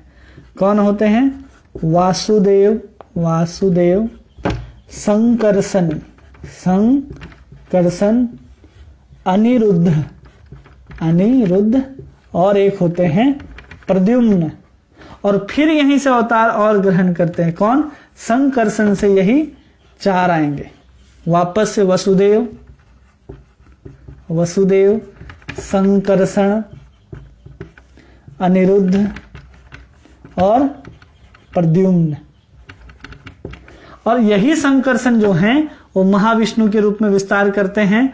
और फिर यही गर्भोदक्षाई विष्णु और क्षीरोदक्षाई विष्णु, और यही विष्णु जो हैं वो सबके हृदय में विराजमान हो जाते हैं। और यही फिर ब्रह्मा विष्णु शिव के रूप में विराजमान होते हैं। और वही कृष्ण बलराम हुए हैं। और ये कौन है? जब राम आते हैं तो ये राम होते हैं, ये लक्ष्मण, ये भरत, ये शत्रुघ्न। जब कृष्ण आते हैं 28वें चतुर्युग में तो ये स्वयं भगवान कृष्ण आते हैं, जिसके पहले विस्तार बलराम जी हैं। और फिर बलराम जी से इतने सारे विस्तार आते हैं और फिर इतने सारे विस्तार के रूप में वो विभक्त हो जाते हैं, तो इनको अवतार कहा जाता है। तो आगे हम लोग इसको देखेंगे क्या है 9वां श्लोक में भगवान के बारे में क्या बताया जा रहा है। जन्म कर्म च मे दिव्यम यो वेति तत्वतः त्यक्त्वा देहम पुनर्जन्म नैति मामेति सो अर्जुन। हे अर्जुन, जो मेरे आविर्भाव तथा कर्मों के दिव्य प्रकृति को जानता है, इस शरीर को छोड़ने पर भौतिक संसार में पुनः जन्म नहीं लेता, अपितु मेरे सनातन धाम को प्राप्त होता है। भगवान क्या बता रहे हैं कि जो भगवान के जन्म और कर्म को जानता है, किसको जानता है? जन्म को और कर्म को। तो भगवान ने 3रे अध्याय में बताया कि भगवान का कर्म क्या होता है, उनको बांधने वाला नहीं होता। और भगवान ने अभी अभी जन्म के बारे में बताया कि जब मैं जन्म लेता हूं अजन्मा होकर के भी, तो मैं अपने प्रकृति को अधिष्ठान करके जन्म लेता हूं अजन्मा होकर के भी। तो जन्म को भी हम समझ सकते हैं कि भगवान ने जन्म लिया, मतलब अवतार की जब बात की है भगवान ने, तो भगवान का जन्म साधारण नहीं होता। इसके लिए वो क्या कहते हैं? जन्म कर्म दोनों क्या हैं? दिव्य हैं। किसको समझना है हमको? जन्म और कर्म को दिव्य समझना है। मतलब क्या है? ये सब अप्रकृति हैं। ये प्रकृति के द्वारा जन्म नहीं होता भगवान का, जैसे हम साधारण मनुष्यों को होता है। और अलौकिक है। क्या है? ये सब अलौकिक है। और उसके साथ क्या है? ये गुणातीत है। गुणातीत क्यों है? क्योंकि प्रकृति से परे है, इसलिए गुणातीत भी कहते हैं। तो दिव्यता का अर्थ क्या हो गया? प्राकृतिक है, अलौकिक है और गुणों से परे है। इसलिए इन तीनों से परे होने के कारण जो भगवान का जन्म और कर्म है दोनों क्या है? नित्य है। क्यों? क्योंकि भगवान का जन्म होता है, यह हमको दिखाई देता है, लेकिन भगवान कभी जन्म लेते नहीं हैं, इसलिए वो क्या है? नित्य हैं। भगवान कर्म करते हैं ऐसा दिखाई देता है, लेकिन भगवान हमेशा कर्म करते ही नहीं है, या करते भी हैं तो करते भी नहीं है। दोनों आएगा। मतलब दो अपोजिट बातें जहां एक साथ आती हैं कि भगवान करते भी हैं, भगवान नहीं भी करते, भगवान बड़े भी हैं, भगवान छोटे भी हैं, उसको अचिंत्य कहते हैं। क्या कहते हैं? अचिंत्य। अचिंत्य। तो इसलिए इन सबको क्या कहते हैं हमारे आचार्य कि जन्म और कर्म दोनों क्या है? नित्य हैं। ये दोनों क्या है? नित्य हैं। कैसे नित्य हैं? कि अप्राकृति है, मतलब टाइम से परे हैं। अप्राकृति है मतलब समय का प्रभाव उनके ऊपर नहीं है। जब समय का, काल का प्रभाव है ही नहीं, तो जो चीज समय से परे हो जाता है उसका नियम नहीं होता कि उन्होंने इतना से इतना समय तक कर्म किया। मतलब हम भगवान को कहे कि भगवान 5000 साल पहले आए थे और लगभग 125 वर्ष की लीला भगवान कृष्ण ने वृंदावन में की, तो हमारी मूर्खता है। भगवान आज भी वहां पर विराजमान है और आज भी वहां पर लीला कर रहे हैं, सिर्फ हमको दिखाई नहीं दे रहा। क्यों? क्योंकि वो उसी को दिखाई देगा जो भक्त है, और भक्त होने के बाद वो अपने योग माया के पर्दे को जब भगवान हटाते हैं तब वो दिखाई देता है। इसलिए वो क्या है? नित्य है।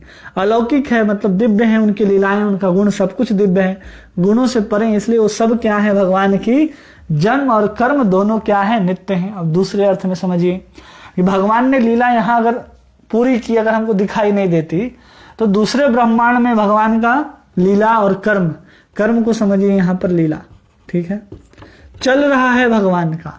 कहीं भगवान अभी देवकी के गर्भ में आए हैं, कभी भगवान अभी नंद बाबा के घर में हैं, किसी ब्रह्मांड में भगवान अभी गौचारण का लीला कर रहे हैं, किसी ब्रह्मांड में भगवान ने अभी गोवर्धन को उठाया है, किसी ब्रह्मांड में भगवान अभी अघासुर को मार रहे हैं। तो ऐसे अनंत ब्रह्मांड है और ऐसे सब कुछ भगवान के जन्म और कर्म चल ही रहे हैं, इसलिए उसको नित्य समझना चाहिए। अगर जो व्यक्ति इस चीज को ठीक से समझ ले, अनुभव कर ले, तो समझना चाहिए वो क्या हो जाता है, केवल इसको जानने मात्र से वो जन्म और कर्म के चक्कर में नहीं पड़ता और मृत्यु के बाद कहाँ प्राप्त होता है, तो मेरे धाम को प्राप्त होता है। लेकिन कुछ मूर्खाधिपति लोग हैं जो भगवान को क्या कहते हैं कि भगवान निराकार हैं। क्या कहते हैं? निराकार है। निराकार नहीं है, क्योंकि हमारे शास्त्र कहते हैं कि भगवान को 3 रूपों में जाना जाता है। एक ब्रह्म है, दूसरा परमात्मा है और तीसरा भगवान है। ठीक है, भगवान कौन है? कृष्ण है, डायरेक्ट। ठीक है, ब्रह्म क्या है?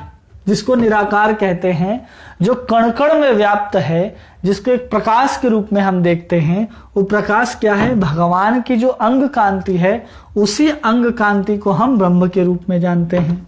और यही ब्रह्म जो है, वही हर भौतिक पदार्थ हो या आध्यात्मिक पदार्थ हो, सब में कण कण में जो व्याप्त जो भगवान है, उसको हम ब्रह्म के नाम से जानते हैं। और जो योगी लोग हैं, जो निराकार मानते हैं, वो इसी ब्रह्म की उपासना करते हैं कि भगवान क्या है? एक प्रकाश के पुंज के समान है। तो वो लोग जब भगवान की उपासना करते हैं तो कहां पहुंचेंगे? ब्रह्म के पास पहुंचेंगे। उनके पास उतना ज्ञान नहीं होता। जब वो ब्रह्म से आगे पहुंचते हैं तो उनको पता चलता है कि अरे उनका तो स्वरूप भी है, 4 हाथ हैं और सबके हृदय में विराजमान है। तो उनको क्या कहते हैं? परमात्मा। अब परमात्मा से आगे जाते हैं तो पता चलता है कि उनका तो एक स्वयं का धाम है, जहां भगवान अनंत प्रकार की लीलाएं करते हैं, जहां भगवान आनंद लेते हैं। तो पूर्ण साक्षात्कार किसको होगा? जो भगवान तक पहुंच गया। इसका उदाहरण देते हैं ना, जैसे एक प्रकाश है, तो जैसे एक ट्रेन है, तो ट्रेन अगर दूर से आ रहा हो तो सबसे पहले हम क्या देखेंगे? केवल और केवल प्रकाश के रूप में देखेंगे। कुछ नजदीक आएगा तो हम देखेंगे कि क्या है? वो ट्रेन का एक आकार है। कैसा होता है ट्रेन? तो लंबा होता है ना। अब ट्रेन आकर के प्लेटफॉर्म में रुक जाए, आप ट्रेन के अंदर प्रवेश करो तो आप क्या देखोगे? ट्रेन को अंदर से देखोगे कि उसमें गद्दे भी हैं, सोने का स्थान भी है, चलने का जगह भी है, लोग भी बैठे हैं। तो ये पूर्ण साक्षात्कार कब हुआ एक ट्रेन का, किसी भी वस्तु का? जब हम उसको पूर्ण रूप से समझ गए। तो वैसे ही हम ब्रह्म को समझ रहे हैं तो अधूरा समझ रहे हैं। ये ब्रह्म हमारे लिए अधूरा ज्ञान है। परमात्मा थोड़ा सा आगे बढ़े और भगवान पूर्ण आगे बढ़े। जो निराकार मानते हैं, निर्विशेषवादी, जब वो ब्रह्म की उपासना करके ब्रह्म में जाते हैं तो पुनः उनको वापस आने का भय बना रहता है। वो कभी भी भगवान के सनातन लोक को प्राप्त नहीं कर पाते। ऐसा प्रभुपाद जी इसमें लिखते हैं। और क्या कहते हैं कि भगवान को तत्वमसि जानते हैं। कई लोग कहते हैं ना, तत्वमसि वही हैं आप, वही है, परब्रह्म को जानते हैं। लेकिन परब्रह्म कौन है? स्वयं भगवान कृष्ण हैं। और श्वेता उपनिषद में कहा गया है, तमेव विदित्वाति मृत्युमेति नान्य पंथा विदित अन्यायः। श्री भगवान को जान लेने से ही मनुष्य जन्म मृत्यु की मुक्ति से मुक्ति की पूर्ण अवस्था को प्राप्त कर सकता है। इसी सिद्धि को प्राप्त करने का कोई अन्य विकल्प नहीं है, ऐसा श्वेता उपनिषद कहते हैं। और भगवान कहते हैं, अतः इसे समझने के लिए श्रद्धा तथा ज्ञान के साथ हमें कृष्ण भावनामृत का अनुशीलन करना चाहिए। अब आखिरी श्लोक हम लोग देखते हैं। आज का आखिरी मतलब कृष्ण से संबंधित ज्ञान का, जिसमें 10 श्लोक तक भगवान बता रहे हैं ना अपने बारे में। तो 10वां श्लोक देखते हैं, जिसमें भगवान क्या कहते हैं। भगवान कहते हैं, वीतराग भय क्रोधा मनमया मामुपाश्रिता बहो ज्ञान तपसः पूतं मद्भावमागतः। आसक्ति, भय और क्रोध से मुक्त होकर मुझ में पूर्णतया तन्मय होकर और मेरी शरण में आकर बहुत से व्यक्ति भूतकाल में मेरे ज्ञान से पवित्र हो चुके हैं। इस प्रकार उन सबों ने मेरे प्रति दिव्य प्रेम को प्राप्त किया है। भगवान क्या बता रहे हैं कि इससे पूर्व क्या किया है लोगों ने, इस ज्ञान को प्राप्त किया है। कैसे प्राप्त किया है, तो सबसे पहले करें वीतराग भय क्रोध। तो सबसे पहले क्या नहीं होना चाहिए, राग नहीं होना चाहिए, भय नहीं होना चाहिए, और फिर क्रोध नहीं होना चाहिए। क्या नहीं होना चाहिए, क्रोध। अब इस तीनों को तात्पर्य में हम आसानी से समझ सकते हैं कि राग भय और क्रोध से व्यक्ति को मुक्त होना चाहिए। और वही व्यक्ति क्या कर सकते हैं, मेरे इस ज्ञान तपसा, ज्ञान तपसा का अर्थ है, ज्ञान तपसा का अर्थ है ज्ञान, ज्ञान तपसः, ज्ञान की इस तपस्या से या ज्ञान की इस बात से क्या हुए हैं, तपसः पूतः, पवित्र हुए हैं। पूत का अर्थ है पवित्र होना। तो क्या हुए हैं भगवान, इस ज्ञान से पवित्र होकर के, मेरे आश्रित होकर के, मेरे दिव्य प्रेमा भक्ति को प्राप्त हुए हैं। कैसे, राग भय और क्रोध से। अब राग का मतलब होता है आसक्ति। तो अगर हम तात्पर्य में देखें तो प्रभुपाद जी डायरेक्ट कहते हैं कि ऐसा नहीं है कि केवल इस काल में जन्म ज्ञान से मुझे प्राप्त हुए हैं। क्या है कि ऐसा नहीं, भगवान खुद बोल रहे हैं, ऐसा नहीं है कि इसी काल में, पूर्व में भी। पूर्व में कौन ऐसा हुआ है, जनक हैं, देवल हैं, व्यास हैं। तो इन सब के जो नाम लिए जाते हैं ये सब पहले पवित्र हो चुके हैं। या फिर ऐसा कह सकते हैं कि सूर्य हैं, फिर मनु हैं, ये सब क्या है, हो चुके हैं, ये सब से पहले ज्ञान प्राप्त कर चुके हैं। और फिर कहते हैं कि राग भय और क्रोध से मुक्त होना चाहिए। तो हमारा जो राग है ना, वो कैसे बढ़ता जाता है, तो इसको समझिए। हमारा जो चित्त है, हमारी जो आसक्ति है, जो चेतना है, वो जड़ वस्तु में फैलती जाती है। किसमें फैलती जाती है, जड़ वस्तु में।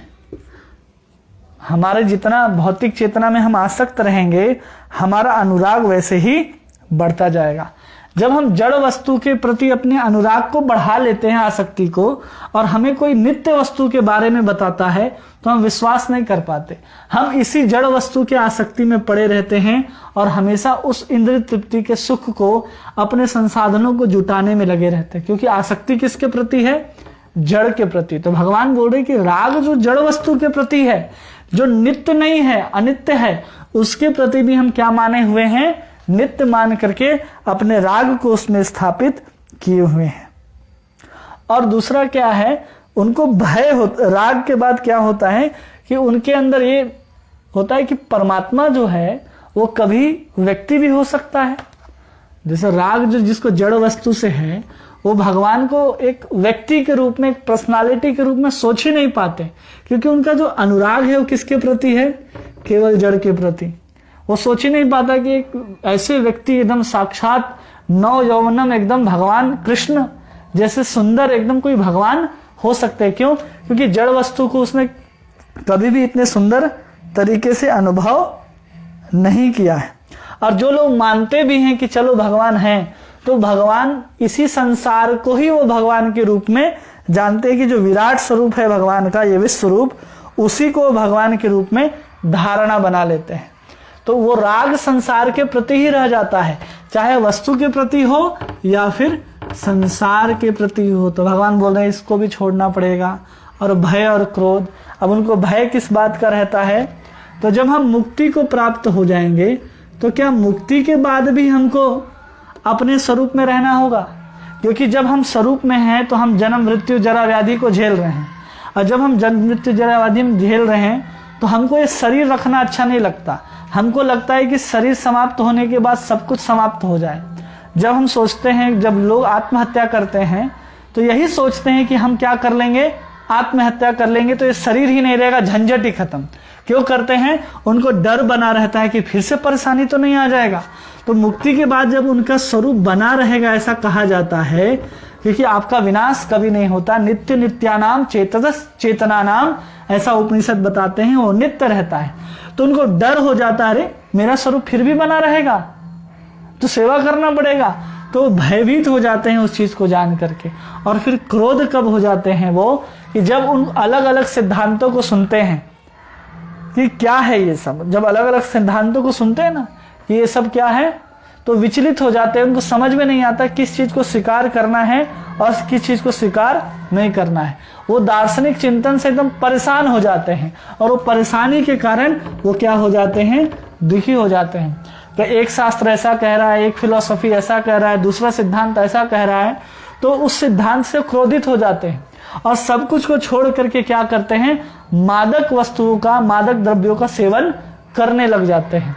ऐसे व्यक्ति लोग भी होते हैं, क्योंकि ये जो निराकार, जो भयभीत हो रहे हैं ना, जो मुक्ति में स्वरूप नहीं चाहते, उनका क्या कहना है कि जैसे पानी के अंदर बुलबुला, वो बुलबुला फटा और हम समुद्र में मिल गए, मतलब हमारा अस्तित्व ही नहीं रहा। ऐसे मुक्ति वाले कहते हैं, मतलब वो भयभीत रहते हैं कि हम अपना स्वरूप को बनाए रखें। लेकिन हमारी तुलना उस समुद्र के अंदर उस बुलबुले से नहीं है।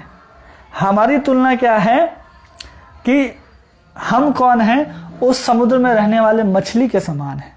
समुद्र में तो हैं लेकिन मछली के समान है, उस बुलबुले के समान नहीं। इसलिए हमको भयभीत नहीं होना, हम बुलबुले नहीं हैं।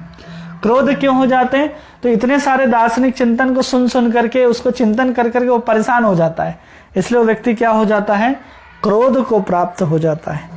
इसलिए भगवान कह रहे हैं क्या करना है, राग, भय और क्रोध दोनों से मुक्त होकर के, मेरे आश्रित होकर के जो ज्ञान बताए हैं उससे तुम क्या हो जाओगे, पवित्र हो जाओगे।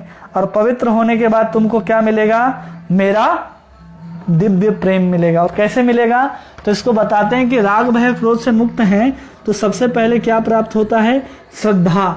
श्रद्धा के बाद क्या होता है, साधु संग।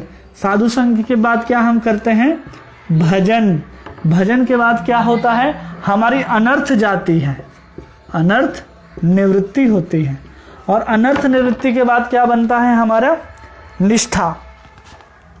हम निष्ठा में पहुंचते हैं।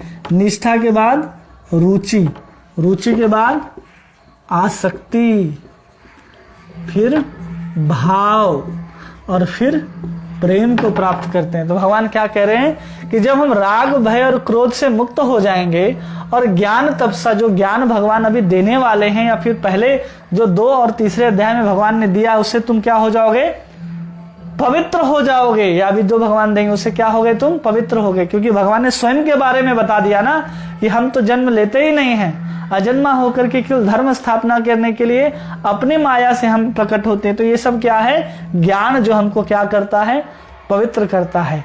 उसके बाद क्या करें, मेरे दिव्य प्रेमा भक्ति को प्राप्त हो गए। तो प्रेमा भक्ति हमको कब मिलता है, प्रेम में आने के बाद। इसके कितने स्तर हैं, 9।